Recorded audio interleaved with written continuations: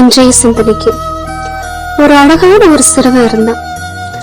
அவனுக்கு படிப்பு அவ்வளோக்கு வராது, விளையாட்டுலயும் ஆர்வம் கிடையாது. எல்லாராலும் புறக்கணிக்கப்பட்ட ஒரு நிலைமையில இருந்தான். இதுலயுமே ஈஸியா ஏமாந்து போயிடுவான். ஒரு கோமாளியாட்ட வாழ்ந்துகிட்டு இருந்தான். தன் நிலையை அறிஞ்சு ரொம்ப சோர்வுல மன உளைச்சல்ல அவன் வீட்டுல ஒரு நாள் உட்கார்ந்துட்டு இருந்தான். இத கண்ட அவனுடைய அப்பா ஒரு நாள், நீ ஏன் இப்படி இருக்க அப்படின்னு சொல்லி அந்த சிறுவன்கிட்ட கேட்டாரு. அந்த சிறுவன் தன் தகப்பனிடம் தனது நிலைமை எல்லாத்தையும் சொல்லி எழுதான். அப்பொழுது அவன் அப்பா, உன்னுடைய கேள்விகளுக்கெல்லாம் என்னிடத்த பதில் இருக்கு, அதற்கு முன்னாடி நீ ஒரு செயலை செய்யணும் அப்படின்னு சொல்லிட்டு அந்த சிறுவன்கிட்ட சொல்றாரு. சொல்லிட்டு சீக்கிரமா வீட்டுக்குள்ள போய் ஒரு அழகான ஒரு கல்லை எடுத்துட்டு வராரு. அந்த கல்லை பார்க்க மிகவும் அழகா இருந்தது. அந்த சிறுவனிடம் கொடுத்து, நீ இந்த கல்லை எடுத்துட்டு போய் நம்ம சந்தையில இருக்கிற மீன் தொட்டி வியாபார இடத்துல போய் கொடு, நான் இதை விக்கணும் அப்படின்னு சொல்லு. அவங்க என்ன வேலை சொல்றாங்களோ அதை கேட்டுட்டு மட்டுமா இந்த கல்லை வித்துறாத அப்படின்னு சொல்லிட்டு சொல்றாரு. இவனும் அந்த அழகான கல்லை எடுத்துட்டு வேகமா அந்த சந்தைக்கு போறான். சந்தைக்கு போய் அந்த மீன் வியாபாரிட்ட இதை நான் விக்கணும் அப்படின்னு சொல்லி சொல்றான். அந்த மீன் வியாபாரி, இது ரொம்ப அழகா இருக்கே, இந்த கல்லை இந்த மீன் தொட்டியில போட்டா இந்த மீன் தொட்டிக்கே ரொம்ப அழகு சேர்க்கும், இத நான் 1000 ரூபாய்க்கு கொடுக்கறேன் அப்படின்னு சொல்லி சொல்றாரு. உடனே அந்த சிறுவன், நான் என் தகப்பனாரிடம் கேட்டுக்கொண்டு வருகிறேன் அப்படின்னு சொல்லிட்டு போயிட்டான். அங்க நடந்தது எல்லாம் தன் தகப்பன்கிட்ட சொல்றான். மீண்டும் அந்த தகப்பன் அந்த மகனிடம், நீ இந்த கல்லை மறுபடியும் ஒரு வெள்ளி மோதிரம் வியாபாரிகிட்ட போய் கொடு, இந்த கல்லை விக்கணும்னு சொல்லு, அவங்க என்ன வேலை சொல்றாங்களோ அதை கேட்டுட்டு மட்டும் வா, ஆனா வித்துறாத அப்படின்னு சொல்லி சொல்றாரு. இவனும் அதே மாதிரி சந்தைக்கு போறான். வெள்ளி மோதிரம் செய்யற இடத்துல போயிட்டு இத நான் விக்கணும் அப்படின்னு சொல்லி சொல்றான்.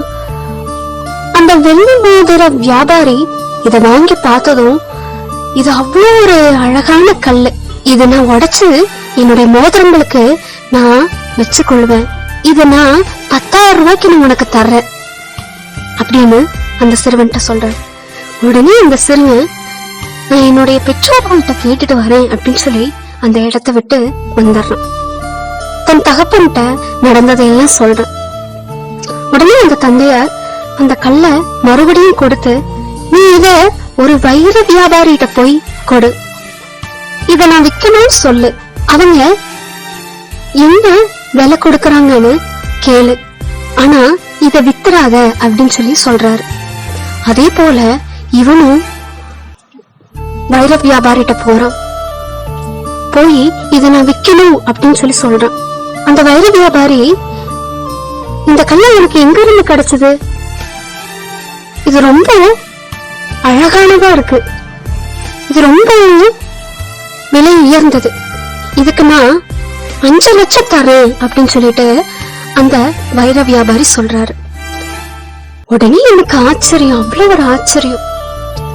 ஆனா அப்பா சொல்லிட்டாரே, விற்க கூடாதுன்னு சொல்லிட்டாரேன்னு சொல்லி அந்த இடத்துல, நான் என்னுடைய பெற்றோர்கள் இடத்துல கேட்டுட்டு வந்து சொல்றேன் அப்படின்னு சொல்லி அந்த இடத்தை விட்டு ஓடி போய் தன் தகப்பனிட்டம் நடந்தத சொல்றான். அந்த சிறுவன், அப்பா இந்த வைர வியாபாரி நமக்கு 5 லட்சம் கொடுக்கறாரே, இவரிடத்திலே இதை விற்றலாமே அப்படின்னு சொல்லி சொல்றான்.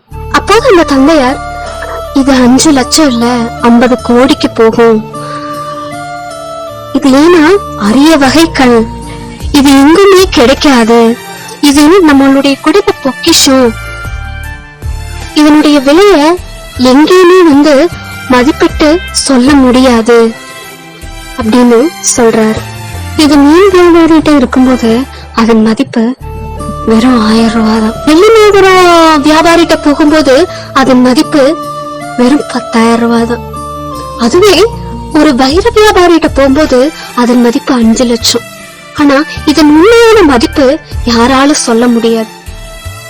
இப்ப நீ சொல்லு, இந்த கல்ல பெருமிது பெற்றதா இல்ல வச்சிருக்கிறவங்க இதன் மதிப்ப மழுங்கடிக்கிறாங்களா அப்படின்னு நீ சொல்லு அப்படின்னு சொல்லி அந்த தந்தையார் மகன்கிட்ட கேக்குறாரு.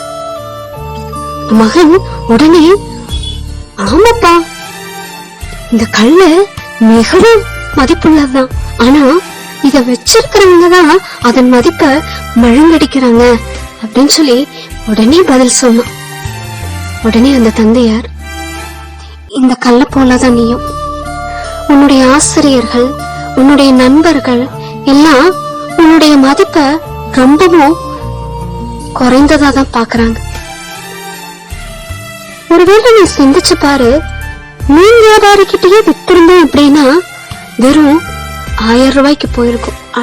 அதன் அழகை இழந்திருக்கும், அதன் மதிப்பை இழந்திருக்கும். அதே போலதான் நீயும், உன்னை சுற்றி இருக்கிறவங்க உன்னை தாழ்மைப்படுத்துற இடத்திலேயே நீ நின்னுட்டு இருந்தேன்னா உன்னால வெளியில வர முடியாது. உன்னுடைய மதிப்பை உணராதவங்கள்ட்ட நீ இருந்தேன்னா உன்னுடைய அழகை வெளிப்படுத்த முடியாது, உன்னுடைய மதிப்பை வெளிப்படுத்த முடியாது. உன்னை யாரு மதிப்புள்ளவர்களா கருதுறாங்களோ, உன்னை யாரு உயர்வானவர்களா கருதுறாங்களோ அந்த இடத்துல நீ போயிரு. அப்பதான் உனக்கு உன்னுடைய மதிப்பு தெரியும். அப்பதான் உன்னுடைய திறமை உனக்கு தெரியும். அதனால நீ சிந்தித்து செயல்படு, வாழ்க்கையை தொடரு அப்படின்னு சொல்லி சிறுவன்ட்ட அப்பா சொல்லி வாழ்க்கைய அடுத்த அடிக்கு கூட்டிக் கொண்டு போகிறார். அந்த சிறுவனும் தன் நிலைமைய அறிஞ்சு செயல்பட தொடங்கினான், வெற்றி அடைந்தான். இதே போலதாங்க நம்மளும் இன்னைக்கு நம்ம ஒரு செயலை செய்யணும்னு ஆசைப்படுறோம், ஆனா அந்த செயலை செய்ய முற்படும் போது பின்வாங்கிறோம். ஃபார் எக்ஸாம்பிள் சொல்லணும்னா ஊழியம், எல்லாத்துக்குமே ஊழியம் செய்யணும்னு வாஞ்ச அதிகமா இருக்கு. ஆனா அந்த செயலை செய்யணும்னு ஸ்டார்ட் பண்ணும்போது இதுக்கெல்லாம் அதிக நாலேஜ் வேணும், இதுக்கெல்லாம் வேதம் ஞானம் அதிகமா வேணும், அது என்னிடத்துல இல்லையே அப்படின்னு சொல்லி நம்ம பின்வாங்கிறோம். நம்மள நாமளே குறைச்சு எடை போட்டுறோம். இன்னைக்கு வேதம் மிக தெளிவா சொல்லுது, என்னை பலப்படுத்துகிற கிறிஸ்துவினாலே எல்லாவற்றையும் செய்ய எனக்கு பலன் உண்டு அப்படின்னு சொல்லி. இன்னைக்கு ஒரு சொல்லால வானத்தையும் பூமியும் படைத்த ஆண்டவர், வல்லமை உள்ளவர் நம்ம இடத்துல இருக்கிறார் அப்படிங்கறத நம்ம மறந்து போயிடும். நம்மளைய விலை மதிப்புள்ளவர்களை மாற்றக்கூடிய வல்லவர் இருக்கிறார் அப்படிங்கறத நம்ம மறந்து போய் நம்மள ஒரு குறுகிய வட்டாரத்துக்குள்ளேயே கட்டுப்படுத்திட்டு இருக்கிறோம். இன்னைக்கு அந்த சிறுவன் தனது தவறு உணர்ந்தான். ஒரு குறுகிய வட்டாரத்துக்குள்ளேயே நம்ம வாழும்போது உண்மையான மதிப்பு வெளிப்படாது அப்படின்னு சொல்லி இன்னைக்கு நம்மளும் அந்த குறுகிய வட்டாரத்துக்குள்ளேயே வாழ்ந்து கொண்டு இருக்கும் போது நம்மளால நம்ம ஊழியத்தை செய்ய முடியாது. எதையும் செய்யும் வல்லமை இருக்கிற ஆண்டவரிடத்துல நம்ம இருக்கிறோம், அவருடைய கைகள்ல நம்ம இருக்கிறோம். அவரிடத்துல போனோம்னா நம்மளைய விலை மதிப்புள்ளவர்களை மாற்ற அவருக்கு வல்லமை இருக்கு, நம்மளை ஞானம் உள்ளவர்களை மாற்ற அவருக்கு வல்லமை இருக்கு. இன்னைக்கு நம்மளுடைய குறுகிய வட்டாரத்தை விட்டுட்டு நம்ம ஆண்டவர்கிட்ட போவோம். போய் எனக்கு ஞானத்தை தாங்க, என்னை மதிப்புள்ளவனாய் மாற்றுங்க, மதிப்புள்ளவனாய் மாற்றுங்க அப்படின்னு சொல்லி நம்ம கேட்போம். நம்ம அப்படி கேட்டு அந்த ஞானத்தை பெற்றுக்கொண்டு நம்ம ஆத்மாக்களை ஆண்டவரிடத்துல சேர்ப்போம். அந்த பரலோக ராஜ்யத்தை நம்ம சுதந்திரத்துக்குள்ள ஜெயத்தை அடைவோம். ஆண்டவர் தாமே உங்களை ஆசீர்வதிப்பாராக. God bless you all.